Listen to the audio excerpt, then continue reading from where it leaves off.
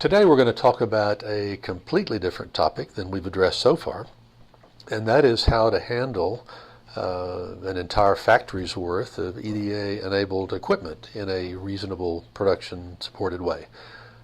With the power that EDA offers, it needs to be managed carefully, and when you imagine a fab of 2,000 pieces of equipment with the capability to provide megabytes of data every second, handling that in a reasonable way in a good system architecture is a major challenge.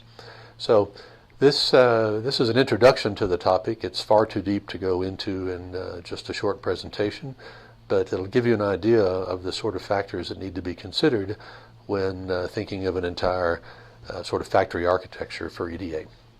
So again, this information is sort of derived from years of experience of seeing how major production factories deal with the challenges of data collection management in a production setting.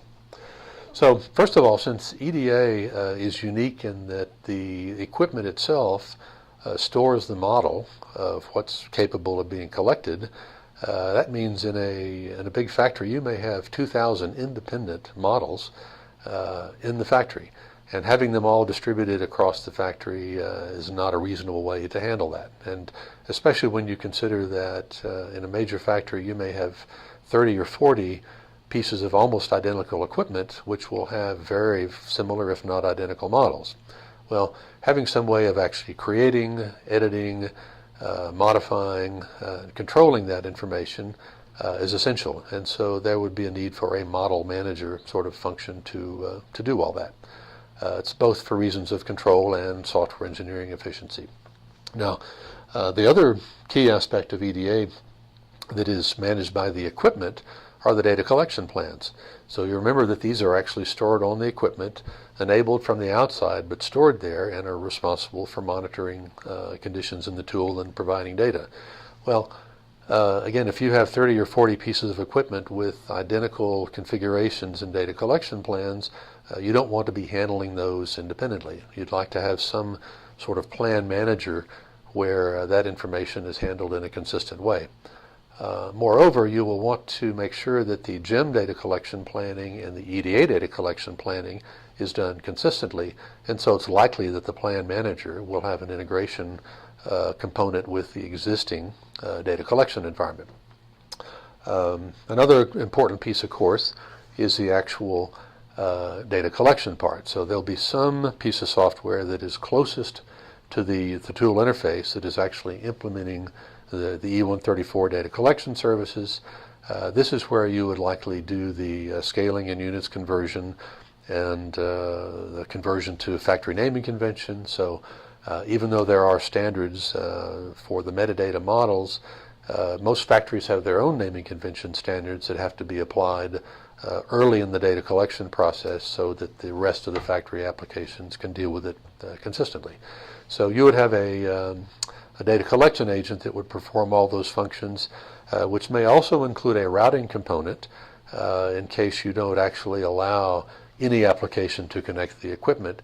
If you constrain that somewhat and say that for people that have common demands they should share a common set of data collection plans, then you'll have to have some way of routing the reports to the consumers that have subscribed to those.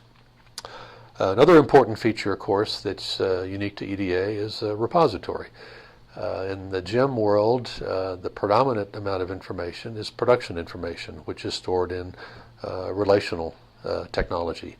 The bulk of EDA collected data is going to be very dense, very time series oriented data, and for that there are actually very special storage technologies available commercially. In the industrial world, these have been called historian repositories.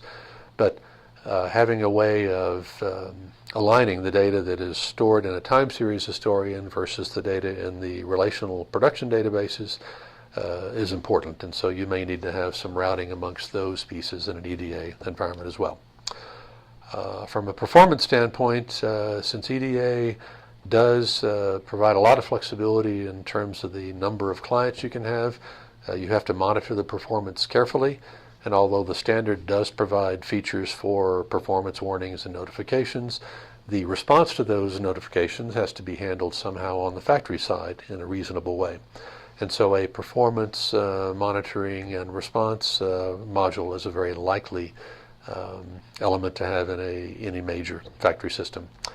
And then finally, some sort of administrator toolkit.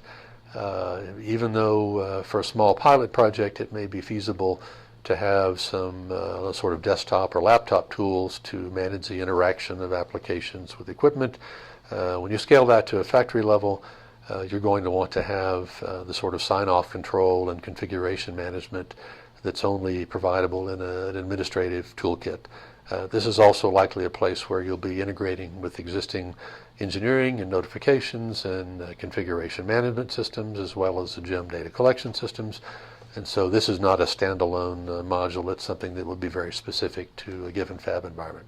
So I hope this introduction has kind of given you a taste for the challenges that will exist in implementing a well-structured EDA system at the factory level.